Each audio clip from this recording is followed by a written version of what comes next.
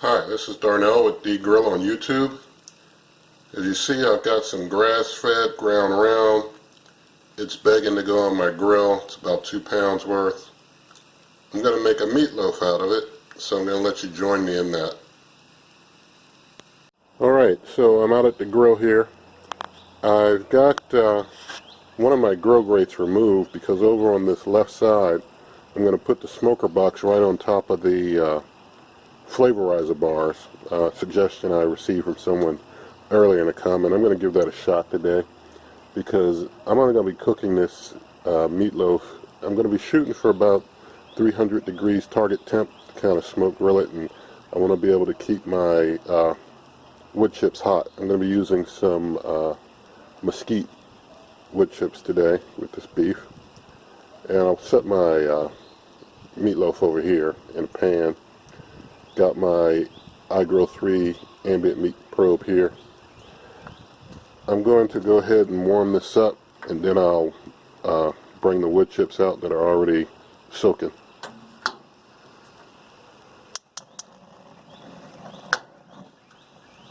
Once I get it warmed up, I'll bring the wood chips on out, get those started up, and then after that, get the meatloaf on here. It's been maybe 5 minutes, and the ambient probe's telling me it's well over 500 degrees, about 525. You can see on the dial it's nearing 500. So I'm going to start dropping things down. I'm going to kill the middle. I'm going to lower these two to half. The left and right to half. The middle is going to be actually dead. I'm going to kill it. And I'm going to try and keep my smoke hot and just keep one hot that the meatloaf will be near.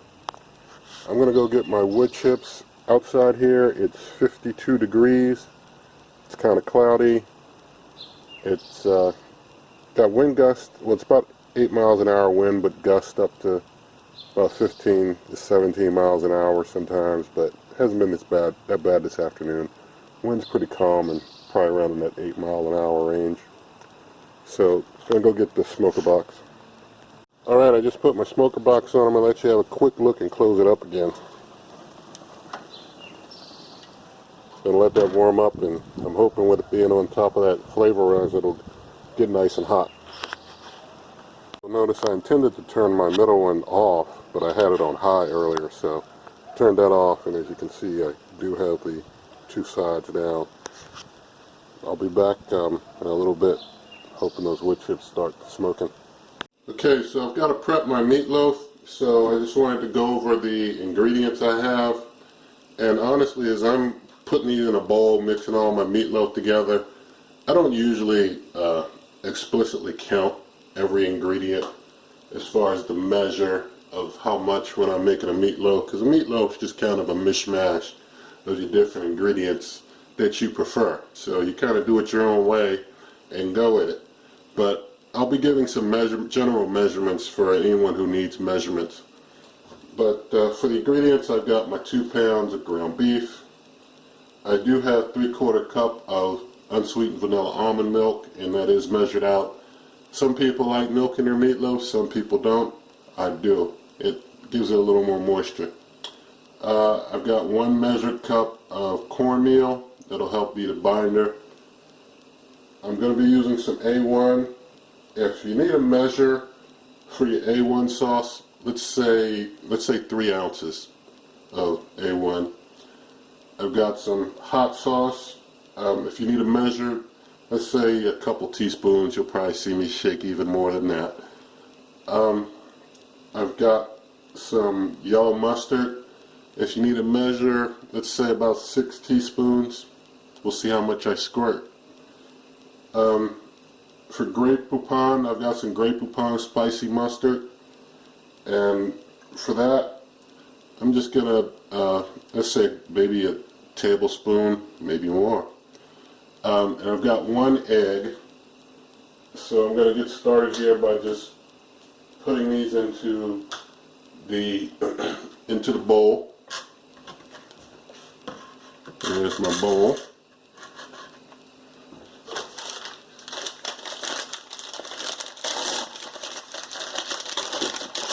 Here's my meat. And we drop the meat in the bowl.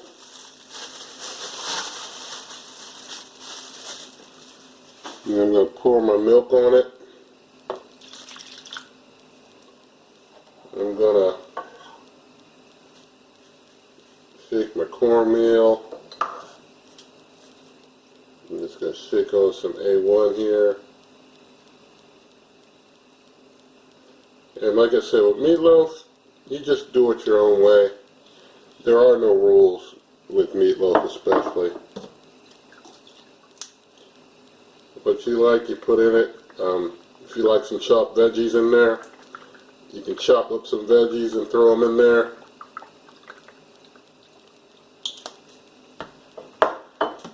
You can do some mustard here.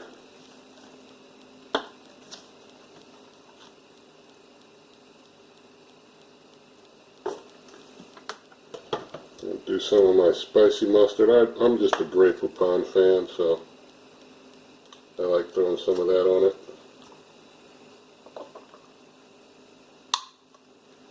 I'm going to crack my egg on here. I'll use my handy special egg cracker. Found this at Bed Bath & Beyond. Makes it real easy to crack that egg.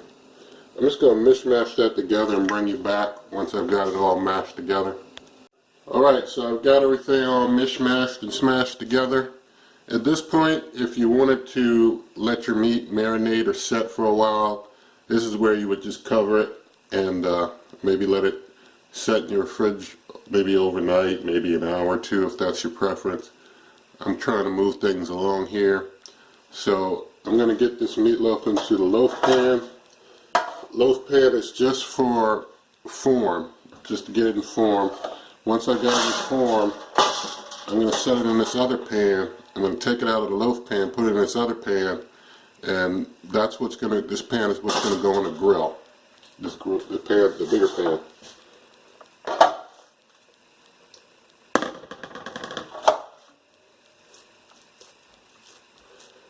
Give it that nice loaf shape.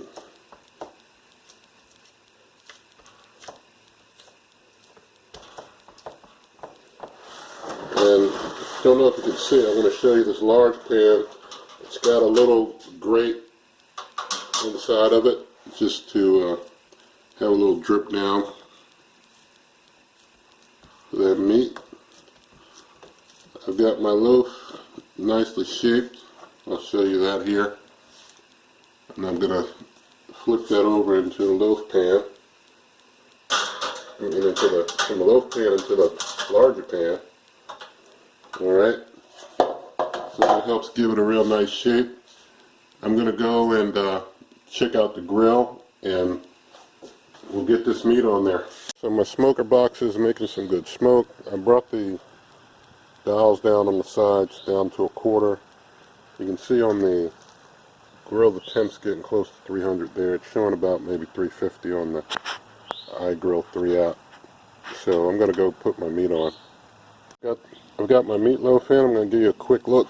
It's in there. It's got the iGrill probe in the back. Smoke box is on fire.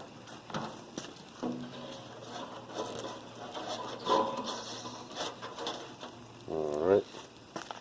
Grill showing the ambient temp is about 350 and it's almost in line with the dial.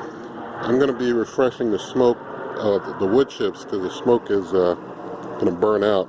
So I'll be basically keeping the smoke going and at the same time trying to keep the temp probably about where it is. It'll probably just have to cook at about 350 and I'll bring you back in a bit. Alright, it's been about 30 minutes. The internal temperature is 337 according to the iGrill 3 ambient monitor. The dial grill is pretty close. Internal temperature of the meat is about 103 according to the iGrill. I'm going to just open it up, show it to you, and I'm going to refresh the smoker box. So that's about 30 minutes in at 103 degrees internal. I'll bring you back. Okay, it's been about an hour, 20 minutes. My iGrill 3 tells me that my food is done. It has been awesome just being able to look on my phone to see the temps without having to come out here and look at the dial.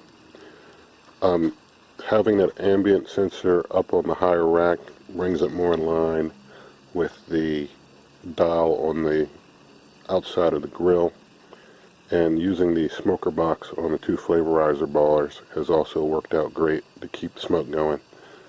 So this is our scene. Turn on my light here.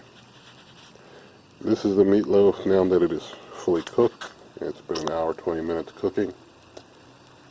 Going to go ahead and bring it into the house, cut it open, do a taste test. Alright, there's our finished product. I can smell that mesquite smell on the meat. It's cooled down enough that I can lift that pan up. I can smell that mesquite smell on the meat. I'm just going to slice a little piece off and do a taste test here.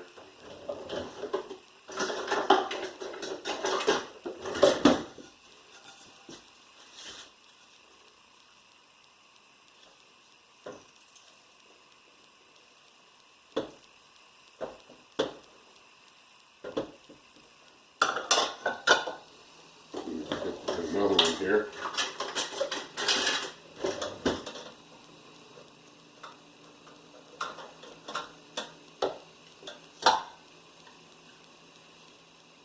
Alright,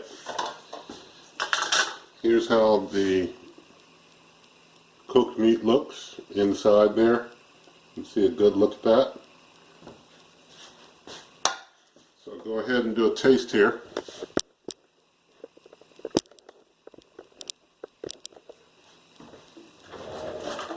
Grab myself a fork. Alright.